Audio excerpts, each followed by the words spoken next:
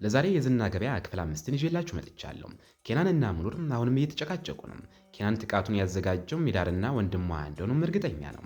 ሙኑር ግን እነሱ እንዳልሆኑና እዚያም እንደሌሉ ልታስረዳው ትሞክራለች። በዚህ መሃል ሚዳር በቁጣ ይመጣል። ጥበቃዎቹ ሊያስቆሙት ቢሞክሩም ኬናን ግን እንዲገባ ይፈቅድለታል። ሙኑር ዳርን እዚህ ምን ታደርጋለህ ብላ ስትጠይቀውም እሱም እኔ ባልሽ መሆኔን ሁልጊዜም ከጎንሽ እንደምሆን ስንት ጊዜ ልንገርሽ ይላታል።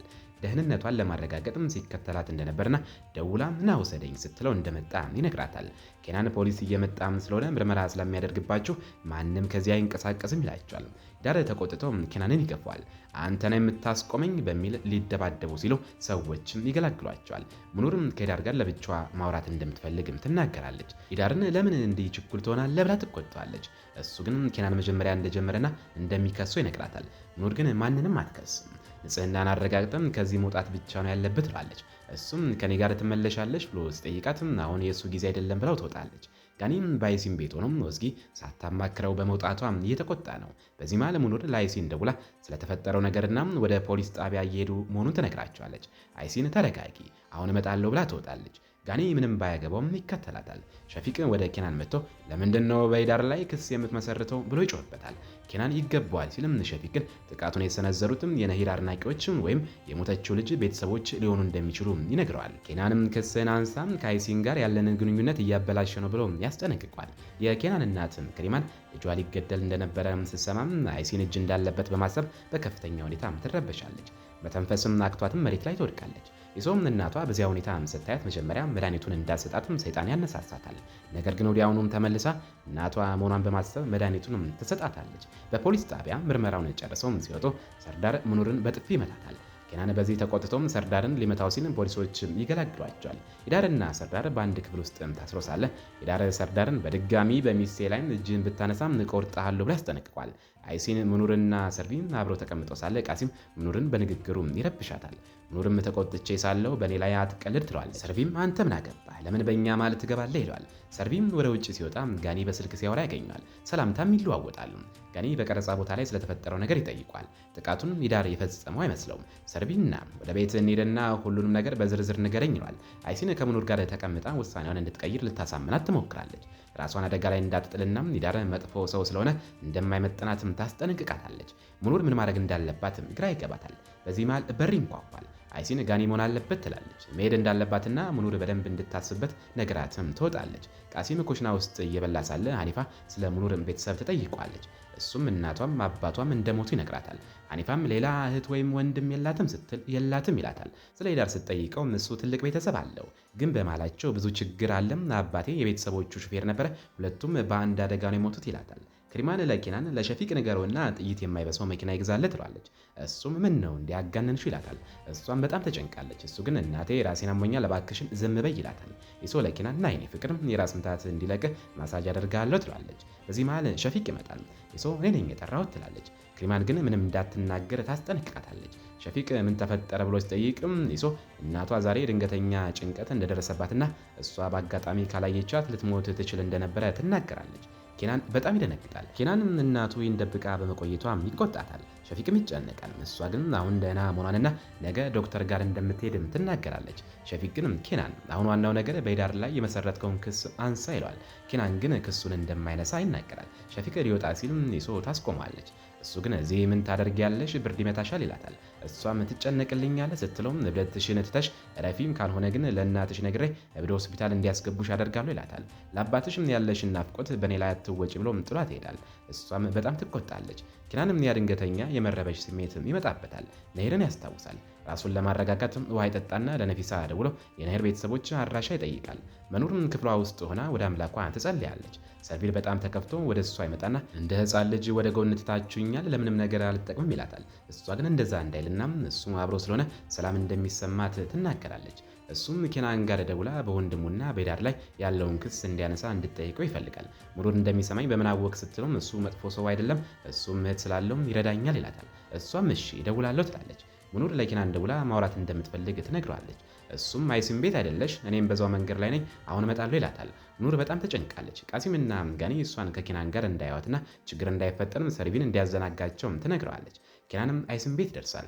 ሙኑርም ትወጣለች። እሱ በመኪና ሆኖ ክላክስ ሲያጮህ ሰው እንዳትቀሰቅስ ብላ ትቆጣዋለች። መኪና ውስጥ አልገባም ትላለች። እሱ ግን ወርዶ እባክሽን ማጋነንሽን ትተሽ መኪና ውስጥ ግቢ፣ ላገኘሽ ነው የመጣሁት ይላታል። እሷም በምን ጉዳይ ስትለው አንዲት አድናቂ ራሷን አጥፍታ ነበር ይላታል። ሙኑርም አዎ ነሂር ነች ስትለው ሁሉንም ታውቂያለሽ ማለት ነው ይላታል። ወደ ልጅቷ እናት ጋርም አብራው ሄዳ በእምነት በተሞላበት ንግግሯም እናቲቱ ይቅር እንድትለው እንድታደርግም ይለምናታል። ሙኑርም ተስማምታ አብራው ትሄዳለች። በመንገድ ላይ ሙኑር ዝም ብላ ትጓዛለች። ወደ ቤቱ ሲቃረቡም ስለ ሁኔታው ሁሉም ነገር እንዲነግራት ጠይቋለች።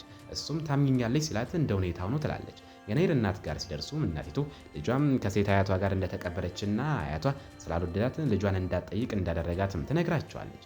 ነሂር ለኪናን የጻፈችለትን ደብዳቤና ፎቶዋን ታሳየዋለች። በደብዳቤው ላይ ነሂር ለደረሰው ነገር ሁሉ ራስን አትውቀስ፣ የኔ ውሳኔ በአንተ ምክንያት አይደለም የሚል ልብ የሚነካ መልእክት አስተላልፋለች። ኬናን በጣም ተነክቶ ያለቅሳል። ሙኑርም ታጽናናዋለች። ሙኑር ለነሂር እናትም የእሷም እናት እንደሞተች በመንገድ ታጽናናታለች።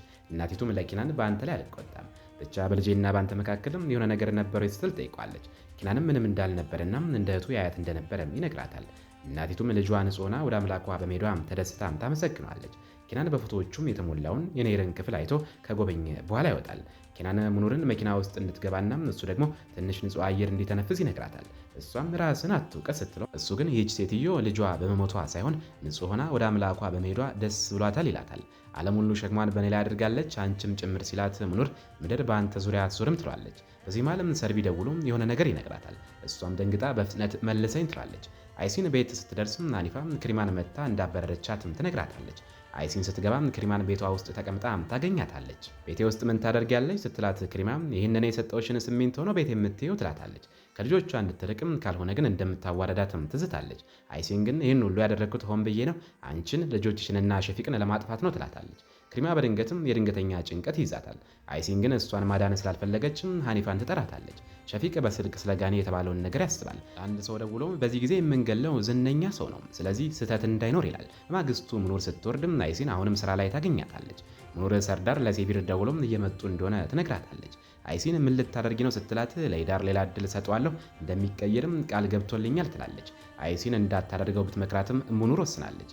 በር ሲንኳኳም አይሲንን አቅፋ ትሰናበታለች። ሂዳር ሙኑርን ሊወስዳት ሲልም ኪናን ወዴት ነው የምትወስዳት ይሏል። ሂዳርም ይህንን የያዝከውን አበባም አስበላሃለሁ ይለዋል። በድንገት ግን ሂዳር ሁሉንም በሚያስደነግጥ ሁኔታ በሶስት ፈትቼሻለሁ ነገ ትጸጸቻለሽ ብሎ ጥሏት ይሄዳል። ሙኑር በመደሰትም ትወድቃለች። ኪናንም አንስቶም ወደ ውስጥ ያስገባታል። ሙኑር ስትነቃ መፈታቷን ማመን አቅቷት ነበርም።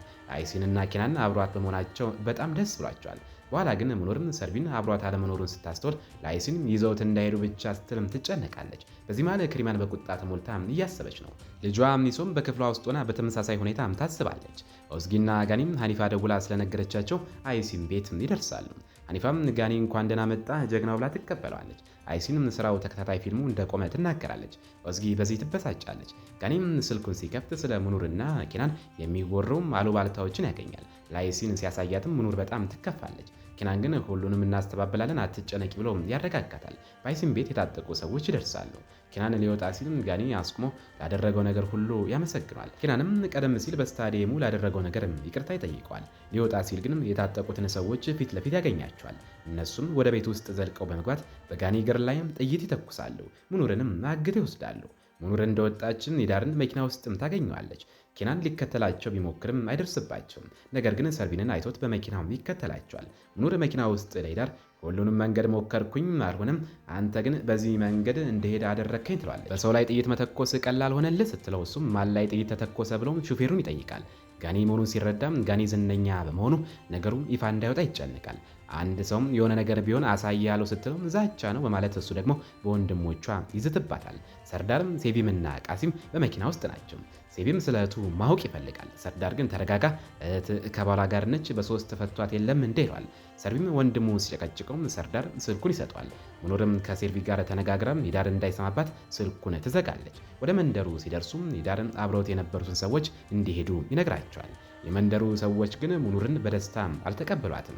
እንዲያውም በንግግርም ይወጓት ጀመር። ሂዳርም ከነሱ ጋር ይጨቃጨቃል። ቤት ሲገቡም ሰርዳር ሙኑርን በትወና ምክንያት ለመንደሩ ሰዎች አዋርደሽናል በሚል በጥፊ ይመታታል።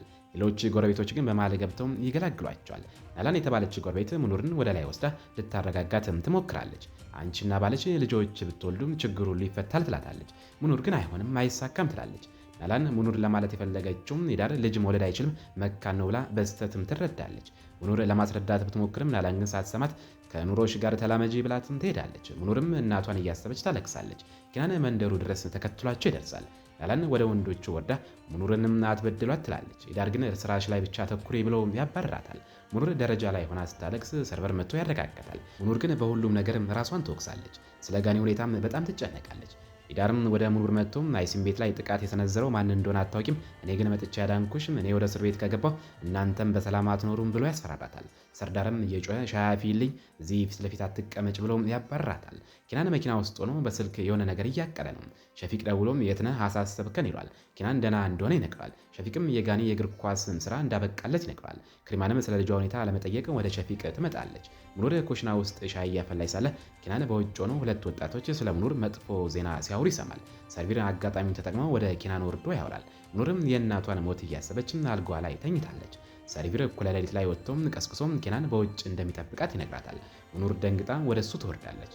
ኬናን ስለ አንቺ አሳስቦ ነው የመጣሁት ይላታል። ሙኑር ስለ ጋኒ ራሷን ትወቅሳለች። ኬናን ግን ከኔ ጋርና ከሰርቪን ጋር አምልጪ ይላታል። እሷ ግን አይሆንም ብላ ልትወርድ ስትል እጇን ይዞ በድጋሚ አስቢበት ይላታል። ለምን እንዴት ታደርጋለህ ስትለው አላውቅም የምለው የለኝም ይላታል። ጠዋት ላይ ሰርዳር ከመንደሩ ለመውጣት ይወስናል። ሙኑር ግን መጀመሪያ የእናቷን መቃብር መጎብኘት እንደምትፈልግ ትነግረዋለች። መቃብሩ ጋር ሲደርሱ ሙኑር እያለቀሰች ሳለ አንድ ትንሽ ልጅ መጥቶም ደብዳቤ ይሰጣታል። ደብዳቤው ከኬናን የተላከ ሲሆን ስለደረሰባት ነገር ሁሉ ይቅርታ ጠይቆ ወደ ኢስታንቡል እንደሚመለስ ይነግራታል። ሙኑር ወደ ቤት ስትመለስ ሰርዳር የሰዎች ወሬ ስላስቸገረው ወደ ኢስታንቡል እንድትመለስም እቃዎቿን አዘጋጅቶ ይጠብቃታል። ሙኑር ሰርቢር አብሯት እንዲሄድ ትፈልጋለች። ሂዳር ግን በግድ እየጎተተ መኪና ውስጥ ያስገባት ጀመረ። ሙኑርም እየጮች ሳለ በድንገት ኬናን ይደርስና የሂዳርን እጅ ይዞ ይመቷል። ሰዎች ሲሰበሰቡ ኬናን ይህ ሰው ባሉ አይደለም በይፋ ፈቷታል ይላል። በመቀጠልም በሁሉም ሰው ፊት ታላቁን ሚስጥር ይፋ ያደርጋል። እኔና ሙኑር እንዋደዳለን። ኬናንም እጁን ወደ ሙኑር ዘርግቶ ከኔ ጋር ነይ ይላታል። ሙኑር በድንጋጤ ተውጣ ምን እንደምታደርግ ግራ ይገባታል።